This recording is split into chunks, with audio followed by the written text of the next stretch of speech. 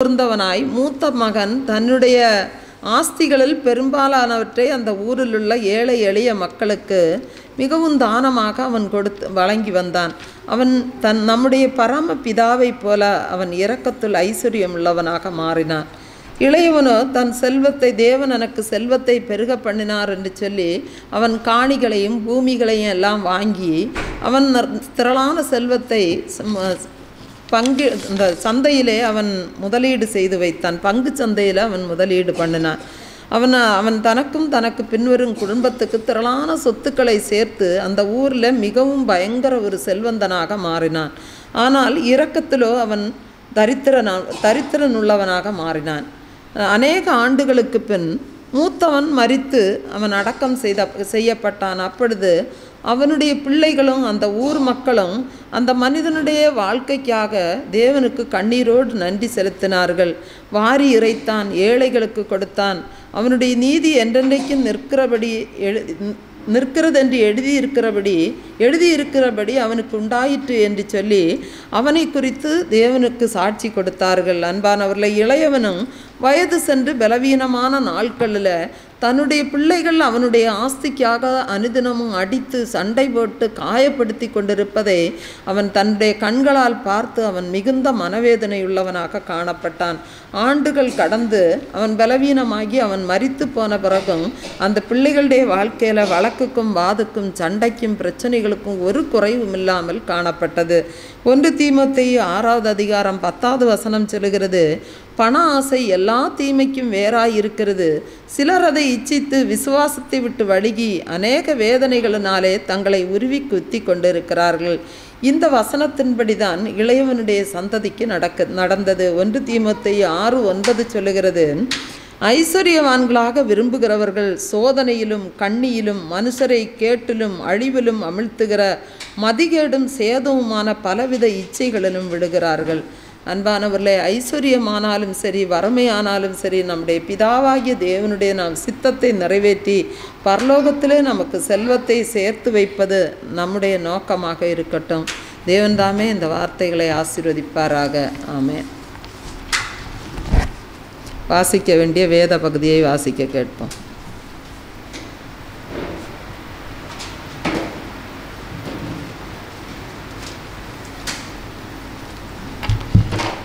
மத்தேயு 21ஆம் அதிகாரம். அவர்கள் எருசலேமுக்கு சமீபமாய் சேர்ந்து ஒலிவமலைக்கு அருகான பெத்பேயாவுக்கு வந்தபோது இயேசுவானவர் சீஷரில் 2 பேரை நோக்கி, உங்களுக்கு எதிரே இருக்கிற கிராமத்துக்கு போங்கள். போனவுடனே அங்கே ஒரு கழுதையையும் அதனோடு ஒரு குட்டியையும் கட்டியிருக்க காண்பீர்கள். அவைகளை அவிழ்த்து என்னிடத்தில் கொண்டு வாருங்கள். ஒருவன் உங்களுக்கு ஏதாகிலும் சொன்னால், இவைகள் ஆண்டவருக்கு வேண்டுமென்று சொல்லுங்கள், உடனே அவைகளை அனுப்பிவிடுவான் என்று சொல்லி அவர்களை அனுப்பினார். இதோ, உன் ராஜா சாந்தகுணம் உள்ளவராய் கழுதையின் மேலும் கழுதை குட்டியாகிய மரியின் மேலும் ஏறிக்கொண்டு உன்னிடத்தில் வருகிறார் என்று சீயோன் குமாரத்திக்கு சொல்லுங்கள் என்று தீர்க்கதரிசியினால் உரைக்கப்பட்டது நிறைவேறும்படி இதெல்லாம் நடந்தது. சீஷர்கள் போய் இயேசு தங்களுக்கு கட்டளையிட்டபடியே செய்து கழுதையையும் குட்டியையும் கொண்டு வந்து அவைகளின் மேல் தங்கள் வஸ்திரங்களை போட்டு அவரை ஏற்றினார்கள். திரளான ஜனங்கள் தங்கள் வஸ்திரங்களை வழியிலே விரித்தார்கள். வேறு சிலர் மரக்கிளைகளை தரித்து வழியிலே பரப்பினார்கள். முன் நடப்பாரும் பின் நடப்பாருமாகிய திரளான ஜனங்கள், தாவீதின் குமாரனுக்கு ஓசானா, கர்த்தரின் நாமத்தினாலே வருகிறவர் ஸ்தோத்தரிக்கப்பட்டவர், உன்னதத்திலே ஓசானா என்று சொல்லி ஆர்ப்பரித்தார்கள். அவர் எருசலேமுக்குள் பிரவேசிக்கையில் நகரத்தார் யாவரும் ஆச்சரியப்பட்டு இவர் யார் என்று விசாரித்தார்கள். அதற்கு ஜனங்கள், இவர் கலிலேயாவில் உள்ள நாசரேத்திலிருந்து வந்த தீர்க்கதரிசியாகிய இயேசு என்றார்கள். இயேசு தேவாலயத்தில் பிரவேசித்து ஆலயத்திலே விற்கிறவர்களும் கொல்லுகிறவர்களும் ஆகிய யாவரையும் வெளியே துரத்தி காசுக்காரருடைய பலகைகளையும் புறா விற்கிறவர்களின் ஆசனங்களையும் கவிழ்த்து, என்னுடைய வீடு ஜெப வீடு என்னப்படும் என்று எழுதியிருக்கிறது, நீங்களோ அதை கள்ளர் குகையாக்கினீர்கள் என்றார்.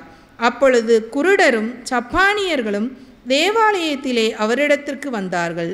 அவர்களை சொஸ்தமாக்கினார். அவர் செய்த அதிசயங்களையும் தாவீதின் குமாரனுக்கு ஓசன்னா என்று தேவாலயத்திலே ஆர்ப்பரிக்கிற பிள்ளைகளையும் பிரதான ஆசாரியரும் வேத பாரகரும் கண்டு கோபமடைந்து அவரை நோக்கி, இவர்கள் சொல்லுகிறதை கேட்கிறீரோ என்றார்கள்.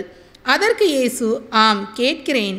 குழந்தைகளுடைய வாயினாலும் பாலகருடைய வாயினாலும் துதி உண்டாகும்படி செய்தீர் என்பதை நீங்கள் ஒரு காலம் வாசிக்கவில்லையா என்றார். அவர்களை விட்டு நகரத்திலிருந்து புறப்பட்டு பெத்தானியாவுக்கு போய் அங்கே தங்கினார். காலையிலே அவர் நகரத்துக்கு திரும்பி வருகையில் அவருக்கு பசி உண்டாயிற்று. அப்பொழுது வழியருகே ஒரு அத்திமரத்தை கண்டு அதனிடத்தில் போய் அதிலே இலைகளையன்றி வேறொன்றையும் காணாமல், இனி ஒரு காலம் உன்னிடத்தில் கனி உண்டாகாதிருக்க கடவது என்றார். உடனே அத்திமரம் பட்டு போயிற்று. சீஷர்கள் அதை கண்டு, இந்த அத்திமரம் எத்தனை சீக்கிரமாய் பட்டு போயிற்று என்று சொல்லி ஆச்சரியப்பட்டார்கள். இயேசு அவர்களை நோக்கி, நீங்கள் சந்தேகப்படாமல் விசுவாசம் உள்ளவர்களாய் இருந்தால் இந்த அத்திமரத்திற்கு செய்ததை நீங்கள் செய்வதும் அல்லாமல், இந்த மலையை பார்த்து நீ பெயர்ந்து சமுத்திரத்திலே தள்ளுண்டு போ என்று சொன்னாலும் அப்படி ஆகும் என்று மெய்யாகவே உங்களுக்கு சொல்லுகிறேன். மேலும் நீங்கள் விசுவாசம் உள்ளவர்களாய் ஜெபத்திலே எவைகளை கேட்பீர்களோ அவைகளை எல்லாம் பெறுவீர்கள் என்றார். அவர் தேவாலயத்தில் வந்து உபதேசம் பண்ணுகையில் பிரதான ஆசாரியரும் ஜனத்தின் மூப்பரும் அவரிடத்தில் வந்து, நீர் எந்த அதிகாரத்தினால் இவைகளை செய்கிறீர்?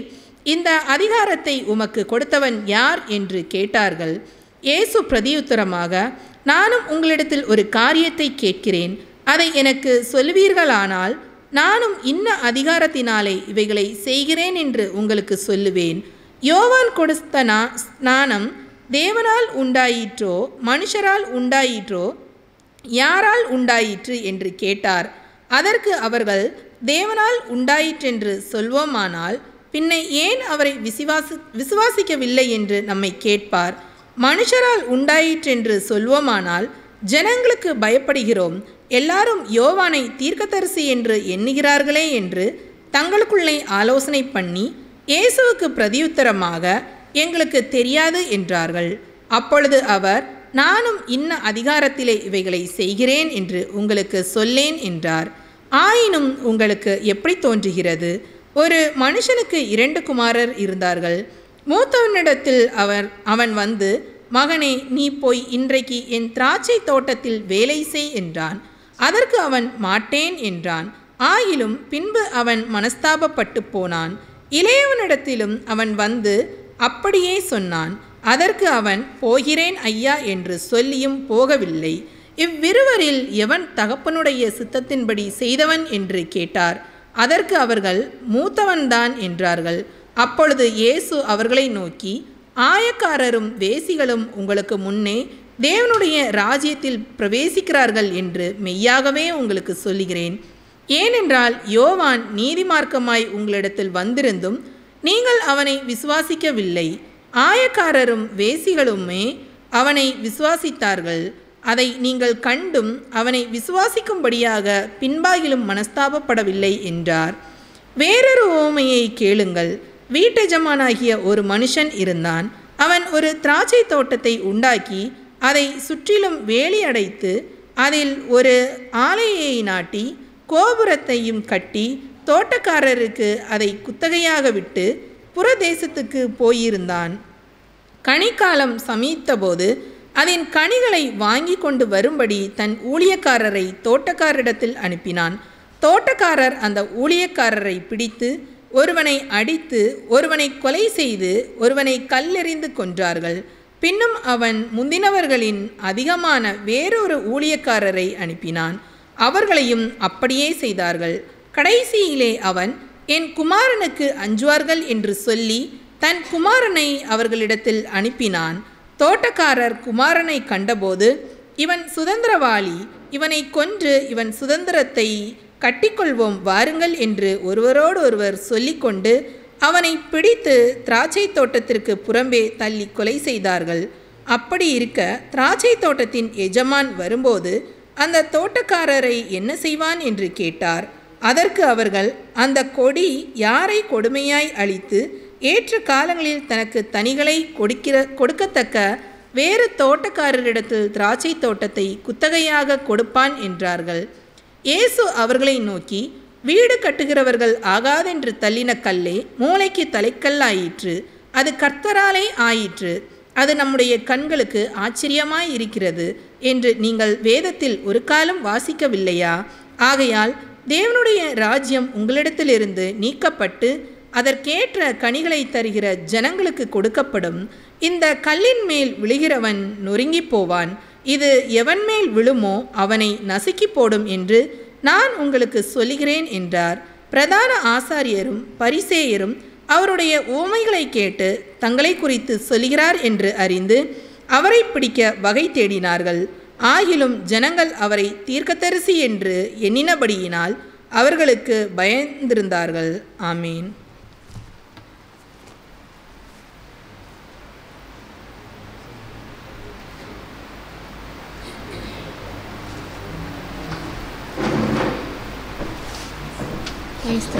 Praise Lord. இயேசு ராஜா முன்னே செல்கிறார், ஓசன்னா கீதம் பாடுவோம், வேகம் சென்றிடுவோம். ஓசன்னா ஜெயமே, ஓசன்னா ஜெயமே, ஓசன்னா ஜெயம் நமக்கே, என்றும் ஓசன்னா ஜெயம் நமக்கே. அல்லேலூயா துதி மகிமை, என்றும் அல்லேலூயா துதி மகிமை, அல்லேலூயா துதி மகிமை, என்றும் அல்லேலூயா துதி மகிமை. இயேசு ராஜா எங்கள் ராஜா, இயேசு ராஜா எங்கள் ராஜா, என்றென்றும் போற்றிடுவோம். ஓசன்னா ஜெயமே, ஓசன்னா ஜெயமே, ஓசன்னா ஜெயம் நமக்கே, என்றும் ஓசன்னா ஜெயம் நமக்கே. துன்பங்கள் சூழ்ந்து வந்தாலும், தொல்லை கஷ்டங்கள் தேடி வந்தாலும், துன்பங்கள் சூழ்ந்து வந்தாலும், தொல்லை கஷ்டங்கள் தேடி வந்தாலும், பயமுமில்லை கலக்கமில்லை, பயமுமில்லை கலக்கமில்லை, கர்த்தர் நம்முடனே. ஓசன்னா ஜெயமே, ஓசன்னா ஜெயமே, ஓசன்னா ஜெயம் நமக்கே, என்றும் ஓசன்னா ஜெயம் நமக்கே. இயேசு ராஜா முன்னே செல்கிறார், ஓசன்னா கீதம் பாடுவோம், வேகம் சென்றிடலாம். ஓசன்னா ஜெயமே, ஓசன்னா ஜெயமே, ஓசன்னா ஜெயம் நமக்கே, என்றும் ஓசன்னா ஜெயம் நமக்கே.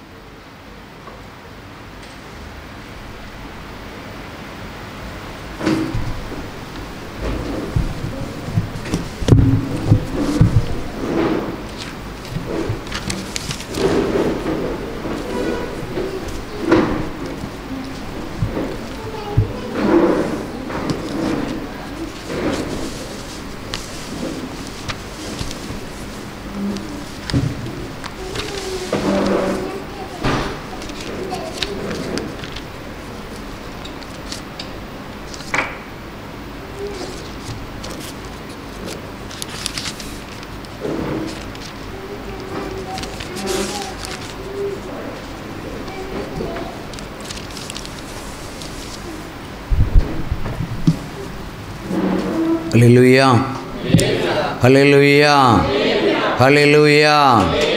இந்த குருத்தோலை நாளில் தேவன் இந்த சபை மேலும், சபை மக்கள் மேலும், இந்த ஜனத்தின் மேலும் மனதுருகி அதிசயங்களையும் அற்புதங்களையும் செய்வார் என்று விசுவாசித்து கரவோசை எழுப்பி கர்த்தரை மகிமைப்படுத்துவோம்.